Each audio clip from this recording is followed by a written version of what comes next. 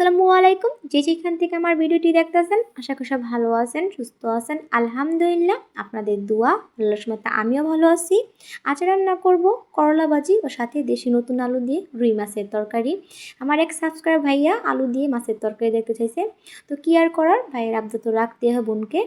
তো আগে থেকে আমি সব কিছু কেটে কেটে জোগাড় করে নিছি, তাহলে কি রান্নাটা তাড়াতাড়ি হয়ে যায়। আর রান্না বান্না শেষে আবার আমার ছেলেকে আমার স্কুল থেকে আনতে যেতে হবে। তো সব কিছু কেটে নিছি, কিন্তু মাছটা কাটা নয়, মাছটা কেটে নিতে হবে। তো মাছটা কাটার আগে আমি করলা ভাজিটা বসিয়ে দিব। মাছটা কাটতে কাটতে আমার করলা ভাজিটাও হয়ে যাবে। তো করলা ভাজিটা রান্না করার জন্য পেঁয়াজ, কাঁচামরিচ, রসুন কুচি দিয়ে ভালো করে ভেজে করলা ভাজিটা দিয়ে পরিমাণ মতো লবণ দিয়ে দিলাম। এখন নেড়ে চেড়ে ঢেকে দেবো। তো এদিকে করলা ভাজিটা হতে থাকুক, এদিকে আমি মাছটা পরিষ্কার করে কেটে নিব। তো এই যে আমি এটার সাহায্যে সবসময় মাছের আঁশটা উঠিয়ে থাকি। তো এটা দিয়ে মাছের আঁশটা উঠিয়ে পরে আমি কি করি, ধার ছোবা দিয়ে ভালো করে ডোরে পরিষ্কার করে নিই।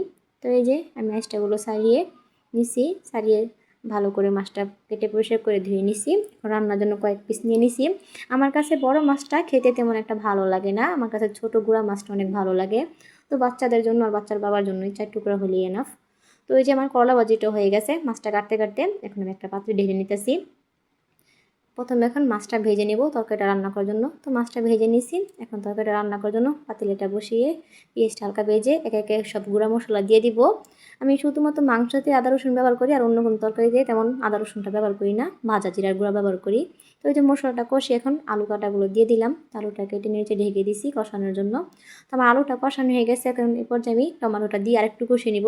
তো আমার যে ভিডিওটা দেখতেছেন আমার সাবস্ক্রাইব ভাইয়ারা যারা তো দেখতেছেনই, যারা সাবস্ক্রাইবার ছাড়াও আমার ভাই বোনার দেখতেছেন, প্লিজ আমার চ্যানেলটিকে সাবস্ক্রাইব করে পাশে থাকেন। আপনাদের ভালোবাসা ও দোয়ার সাথেই এই ছোটো বোনটা এগিয়ে যেতে চায়।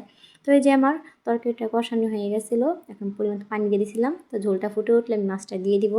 তো ঝোলটা টেনে আসলে এই পর্যায়ে আমি ধনিয়া পাতা দিয়ে নামিয়ে নিব।